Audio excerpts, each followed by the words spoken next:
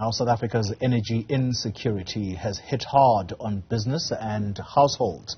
Now, the undesirable situation has promoted businesses to come together to find alternative sources of energy.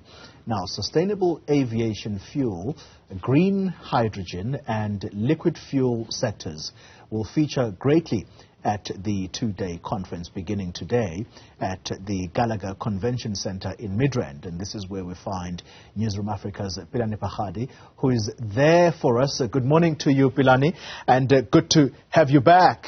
Well, talk to us about possible solutions to the power problems that the country faces.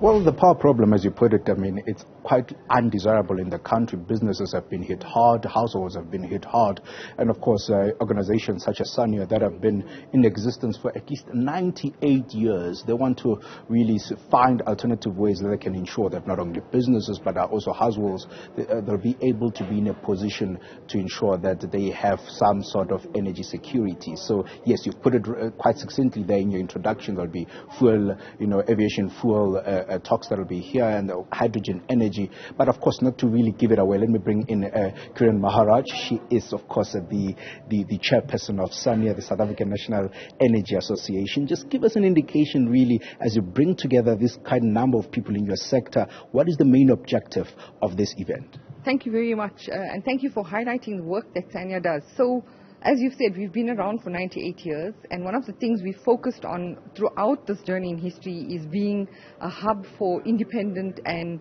critical thought leadership in the sector. And that's really what today is about, bringing together the best minds, greatest perspectives on thinking that will move the energy sector forward. So not just solving current challenges, but also looking at building a sustainable energy future. And to do this, we focused on a variety of topics. You'll notice from our program that this is really going to be a gathering of some of the best minds in the sector, key energy leaders, weighing down, sharing their perspectives, thoughts, ideas, creative and innovative solutions as to how we can move the sector forward. So there's various issues in the sector, one of which you've pointed out, the current challenges, load shedding, liquid fuel shortages, etc.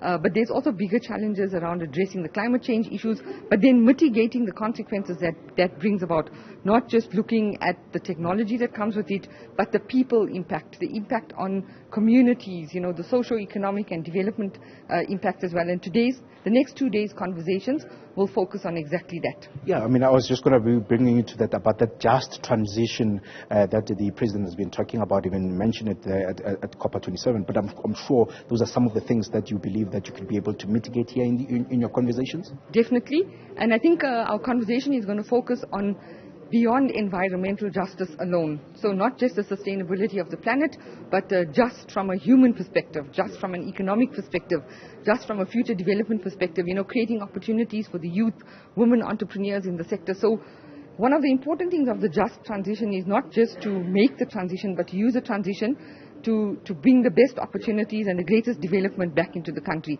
And I think that's also going to be one of the aspects that we focus on. Kiran Maharaj, thank you very much. Of course, that is the chairperson of SANIA there. Just talking about the kind of conversations which will be very much important here that will be brought about, and of course how, the sustainability part of it will be brought to focus, so that, you don't find in about 10 years now, when you have sorted out the issues of load shedding, and you'll then have to come again to try and sort out the very same issue. So this is a two-day conference, and will be continuing even tomorrow. Benjamin Lishuru has your latest sports update.